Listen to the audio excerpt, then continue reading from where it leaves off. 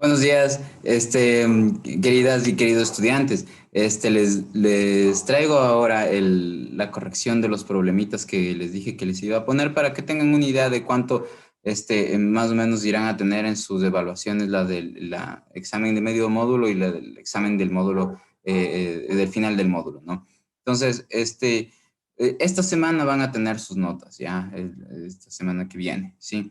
Pero para que se calmen un chance psicológicamente al respecto, valdría revisar los problemas ¿ya? Que les puse. Entonces, ahorita les voy a compartir la pantalla. Déjenme ver un ratito. Les voy a compartir la pantalla con el...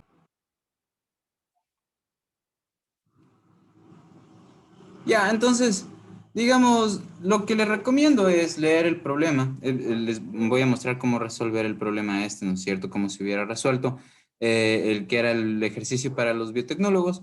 Entonces, les recomiendo que lo miren, le pongan pausa al video, lo lean y de ahí continúen, ¿ya? Entonces, pausenle ahorita el video y... Entonces, cuando dije pausenle ahorita el video, imagino que le pausaron, ¿ya? Y leyeron el problema. Y ahora, digamos, en pocas, lo que pasa es que tenemos que resolver este sistema de ecuaciones SIR, ¿ya? Nuestro sistema de ecuaciones SIR a resolver es este que estoy mostrándoles aquí. Y lo que se sabe es que, digamos, hay un virus y este virus modifica la tasa de infección beta en el tiempo. Entonces, la tasa de infección beta que suele ser constante, aquí está como una función del tiempo, es nuestra función beta. Y esta función beta sabemos que es igual a 0.06, la velocidad con la que se producen, con la que aumenta la producción de las proteínas del virus, ¿no? Entonces, hay un conocimiento de que las proteínas de virus, ¿no es cierto?, generadas en el transcurso del tiempo, se tiene, en este caso, 4 imágenes de esa función, de las proteínas del virus en función del tiempo para distintos tiempos, para 4 distintos tiempos, de manera que para el tiempo 0, las proteínas de virus producidas en el tiempo inicial es 3, para el tiempo 0,5 es 7, para el tiempo 1 es 16 y para el tiempo 1.5 es 35. Sí, eso es lo que conocemos ahorita, ¿no es cierto? Ya, ahora, además de estas cuestiones, sí tenemos que nuestra condición inicial de susceptibles en el tiempo inicial, los susceptibles son 300, los infectados son 50 y los recuperados son 2, ¿ya? Entonces, con esas, digamos, ideas en mente, ¿sí? Vamos a producir con nuestro script de Octave, ¿ya? Primero que nada, lo que les había dicho en el mismo problema es que tomen estos datos y le apliquen método de diferencias finitas para encontrar las derivadas, porque la función b de t, es decir, la velocidad con la que aumentan o varían, ¿sí? La variación en el tiempo de la función pt, del cuántas proteínas se producen, esta variación en el tiempo de las proteínas, para cada instante hay una variación de proteínas, un aumento de proteínas producidas o una disminución de proteínas producidas, ¿sí? Entonces, ¿cómo medimos eso? Derivando simplemente la función pt, pero ¿cómo vamos a hacer eso? Vamos a hacerlo a través ya que no conocemos la función pt, lo que vamos a hacer es primero, con el método de diferencias finitas, obtener 3 valores de las imágenes de su función b, ¿sí? Y después vamos a ajustar esas con un polinomio de orden 1 y ese polinomio de orden 1 va a ser la representación numérica de nuestra derivada de la función p, ¿sí? Ya, entonces veamos cómo está esto implementado en el Octave. Entonces ahorita les voy a compartir mi pantalla donde están los comandos de Octave en el script para resolver ese problema, ¿no? Ya, entonces lo primero que hice fue ingresar el vector de tiempos, ¿no? Entonces, los tiempos con los que cuento, que va a ser desde 0, de ahí el 0,5, el 1, el 1,5. De ahí sus correspondientes imágenes a través de la función P, que es la producción de proteínas para ese tiempo, proteínas virales, ¿no es cierto? Entonces, aquí están estos valores que ya los escribí también en la pizarra, ¿no? Ya. Ahora, este loop for lo que me va a ayudar es a usar el método de diferencias finitas ascendente para poder obtener 3 imágenes de la función b.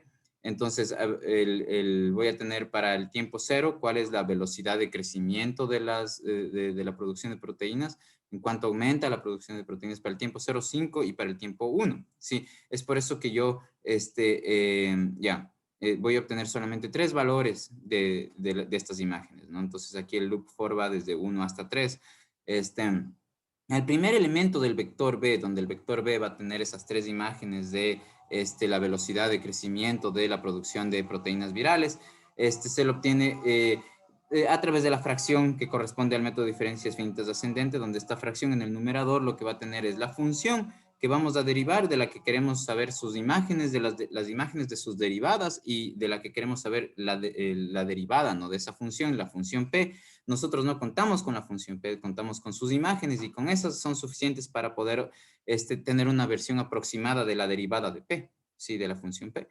Ya, entonces, la imagen posterior menos la imagen presente dividido para el intervalo temporal es lo que estoy yo aquí implementando, ¿no? Entonces, cuando el i es 1, entonces yo voy a tener que, tengo que escoger del vector P, que es el que tiene las imágenes de mi función P de t, ¿no es cierto? Me va a arrancarle o escoger la imagen 2, el elemento 2, es decir, va a poner aquí el 7, ¿sí?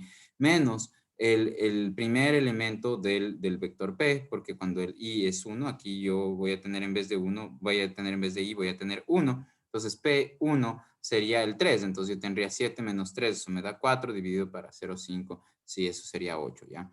Entonces, así, después va el i a cambiar a 2, entonces yo voy a tener el segundo elemento de mi vector B, que correspondería a la imagen de mi función B correspondiente al tiempo 0,5, entonces esa correspondería a coger el tercer elemento de mi vector P menos el segundo elemento del vector P y dividirle para 0,5, ¿ya? Ya, ahora, eso ya está guardado, esos valores, después de que se realiza, se ejecuta el for, van a estar guardados esas imágenes, esos valores de B en mi vector B, ¿no es cierto? Ya, y lo que yo necesito hacer es ajustar esos 3 datos con una línea recta, porque yo les dije que hagan una regresión lineal con esos 3 datos. Entonces, para usar el polyfit, lo que uno tiene que hacer es poner, ¿no es cierto?, las variables temporales, en este caso el TT, perdón, debería estar acá así. Es decir, las variables independientes y las imágenes o los nodos temporales o los nodos de las variables independientes que vayamos a usar, que en este caso es 0, 0.5, y 1, ¿sí? Y tengo que además poner aquí sus correspondientes imágenes. Entonces, las imágenes de estos 3 nodos temporales pasadas o evaluadas en la función b de t, ¿sí? La función b de t, me refiero a esta función de aquí, ¿sí? La función b de t, que está multiplicada por 0.06, que nos va a producir el beta, ¿sí? ¿Ya? Entonces, esa función de ahí la voy a proponer como si fuera un polinomio de orden 1.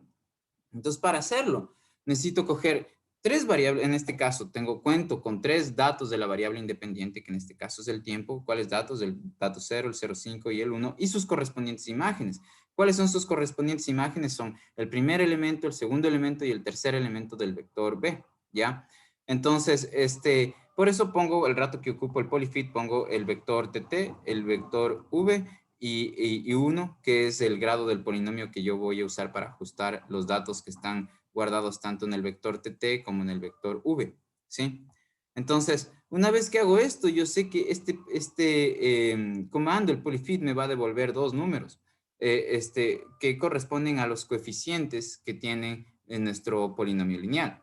Solamente va a tener 2 coeficientes. El primer coeficiente va a ser el que está multiplicado por la variable independiente, y el segundo coeficiente está solo, sin multiplicarse por nada. Un ratito, espérenme, ¿ya? Entonces, simplemente me estoy refiriendo a que, digamos, cuando ustedes tienen una línea recta, ¿no es cierto? Aquí van a tener, por ejemplo, que la variable dependiente es igual a una constante por la variable independiente más otra constante. Entonces, lo que me va a dar el polyfit va a ser esta constante de aquí y esta constante de acá. Y esos van a estar guardados según la programación que hice en el octave, van a estar guardados digamos, en el vector C, ¿no es cierto? Entonces, el vector C va a tener como primer elemento la pendiente y como segundo elemento este número que está solito, que en este caso el rato que uno dibuja es el intercepto, ¿no? De la línea recta con respecto al eje Y, ¿ya? Entonces, estos dos números van a estar guardados en mi vector C. Si yo le pido, si yo digo C1, lo que va a hacer es recurrir a este número. Y si yo pongo C2, lo que va a hacer es recurrir a este número que está acá, ¿ya? Entonces, sigamos viendo la programación en el Octave, ¿sí? Para avanzar con...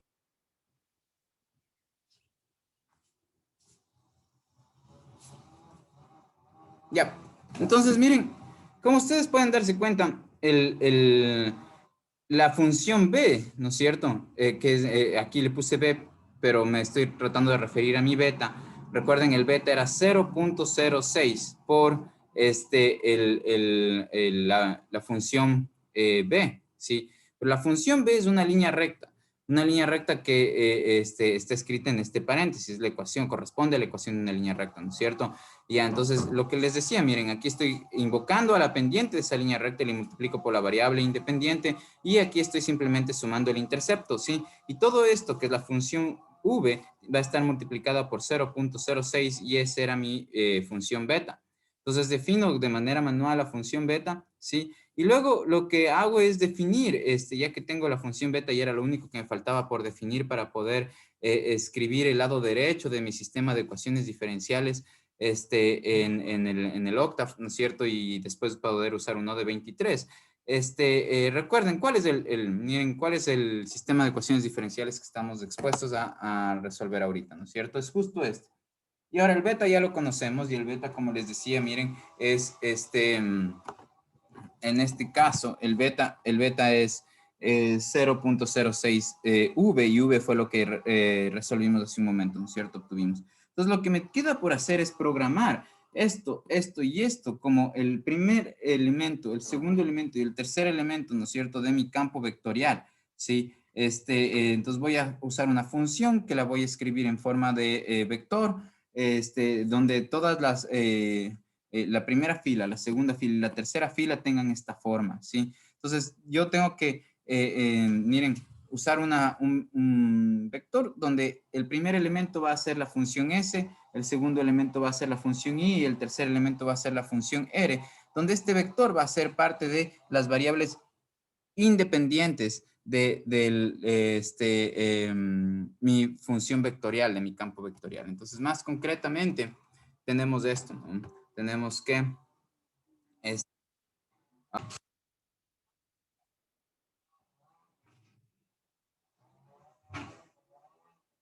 entonces eso ya, regresando simplemente al programación en el Octave, lo que tenemos es, digamos, menos beta t, que era lo que tenemos en nuestro sistema de ecuaciones, como pueden ver, ¿sí? Multiplicado por la función S y por la función Y. Entonces aquí la función S es el primer elemento del vector G, donde, recuerden, les decía que el vector, van a tener que poner aquí un vector como, digamos, insumo de mi función F, ¿no? Como un dato de entrada de mi función F, donde este vector que estoy yo poniéndole dato de entrada a mi función F, en este caso va a tener tres elementos. El primer elemento va a corresponder a la función de susceptibles, el segundo elemento a la de infectados y el tercer elemento a la de recuperados, ¿ya? A veces van a usar todos los elementos, otras veces no, no importa eso. La cuestión es que aquí yo estoy reflejando la parte derecha, ¿no es cierto?, de mi sistema de ecuaciones diferenciales, que sería esto. Acá yo estoy poniendo la parte derecha de la segunda ecuación diferencial, es decir, miren, tengo beta por SI, donde S es el primer elemento del vector G, Y es el segundo elemento del vector G. Entonces, por eso, donde ven en Octave en azul, ahorita el elemento del medio de este vector de esta función vectorial que corresponde a la función f, ¿no es cierto? El segundo elemento que ahorita está en azul es beta por S por I menos 0.4i. Como I es el segundo elemento de mi vector G, por eso sale G2, ¿no es cierto? Y ese 0,4i, ¿no es cierto? Pasa como a ser tercer elemento, ¿no es cierto?, de mi función f, 0 0.4 y corresponde al 0.4 G2 que ven acá. ¿Ya? Ya, y a partir de eso, de ahí, lo único que hice fue simplemente usar el OD23. Esta es la sintaxis que me imagino ya conocen del OD23. Ponen el nombre de la función, ponen el límite izquierdo y aquí el límite derecho de su dominio temporal y luego aquí ponen el vector de condiciones iniciales. Como el vector que yo estoy ingresando aquí, que va a ser el insumo, ¿no? Que entra como el vector de variables independientes, ¿no? La información que yo le debería dar a la función f para que la f me procese un vector, ¿sí? El vector que me va a dar de resultado va a ser un vector que va a tener tres filas y una sola columna, ¿no es cierto? Y va a ser lo que sea que se obtenga al procesar este número por esto, ¿sí? Ya, entonces, ya, ahora, la cuestión es que 3000 era el número de susceptibles iniciales, 50 el número de infectados y 2 el número de recuperados. Entonces, si ven el orden en el que pongo, primero pongo susceptibles, después este es un vector que tiene 3 elementos, de los susceptibles, el segundo a los infectados y el tercero a los recuperados. Y ese fue el orden en el que, digamos, asocié a G qué tipo de funciones iban a ser sus elementos. La función susceptibles iba a ser el primer elemento, el infectados del segundo elemento y el recuperados del tercer elemento. Entonces, eso tiene que coincidir, porque así es como el Octave se da cuenta, ¿ya? Que el primer elemento va a corresponder a los susceptibles, que el segundo elemento va a corresponder a los infectados y que el tercer elemento de G va a corresponder a los recuperados, ¿ya? Es una forma de mantener una coherencia entre lo que escribo aquí y cómo yo ingreso el OD23 que necesitamos tener para que nos dé un resultado adecuado, ¿ya? Y de acá abajo simplemente estoy dibujando los resultados, ¿no? ¿Por qué? Porque el rato que uno aplasta que uno pone corchete, T, después coma, U, y cierra el corchete, lo que está haciendo es, digamos, pidiéndole al Octave que genere un vector temporal que va desde 0 hasta 3 en las particiones que el Octave considere convenientes para cada ejercicio en ese momento, para optimizar los cálculos, por ejemplo, ¿ya? Y una matriz U, donde esta matriz tiene como primera columna, ¿sí? Todos los, en este caso, va a tener todos los susceptibles, la evolución de susceptibles en el tiempo. Entonces, digamos, esta primera columna va a tener varias filas. Cada fila corresponde a una cantidad de susceptibles para cada tiempo que está, cada elemento de tiempo que estará guardado en este vector T. La segunda columna va a ser la columna de los infectados y la tercera columna va a ser la columna de los recuperados. Así, si nosotros le damos a esto, le voy a correr la ventana de comandos, ¿sí? Entonces les voy a mostrar lo que me muestra mi ventana de comandos ahorita. Entonces lo que está haciendo ahorita, si ven, es primero mostraba la generación de los tiempos del vector temporal y esto de aquí es la matriz a la que me refiero, ¿sí? Entonces, esta matriz, como ustedes podrán notar al inicio, la primera fila va a tener mi vector de condiciones iniciales. Si esto ya hemos visto varias veces, ¿no? En nuestros ejercicios. Por lo pronto, está larguísima esta matriz, entonces no me está dejando ver más arriba. Bueno, pero si ustedes le ejecutan y ven las tres primeras elementos de la primera fila, pues van a ser el número de susceptibles, en la primera fila el número de infectados y después el número de recuperados. Sí, y ahora le voy a poner play acá al ploteado, ya me mostró el plot, ¿no? Entonces, ahorita les muestro cómo salía el resultado, ¿sí? Ya, la cuestión es que miren, en este ejercicio, la evolución temporal de la enfermedad, digamos, valía la pena mirarse solamente de 0 hasta, por ejemplo, 0,1 en el tiempo ya. 0,1 en el tiempo puede ser 0,1 de la unidad temporal que sea consistente con el resto de unidades que ustedes forman parte de su sistema de ecuaciones, ¿ya? Entonces, supónganse que era años, entonces solamente en el primer mes del año, por decirlo así, era relevante esta enfermedad, ¿sí? Porque ahí se ve cómo van modificándose unas con respecto a otras las gráficas, ¿no es cierto?, de los infectados, de los recuperados y de los susceptibles, ¿no? Entonces, este era el resultado de ese problema, ¿ya? Ahora, vamos a ver brevemente cómo sería en el siguiente video, este es para los de biotecnología, vamos a ver en el siguiente video para los de ciencias de la tierra y del agua, el problema que les correspondía. Y después habrá un tercer video donde estará ya la resolución del problema que les puse de mecánica cuántica, que también nos llevará así pocos minutos en ver, ¿ya?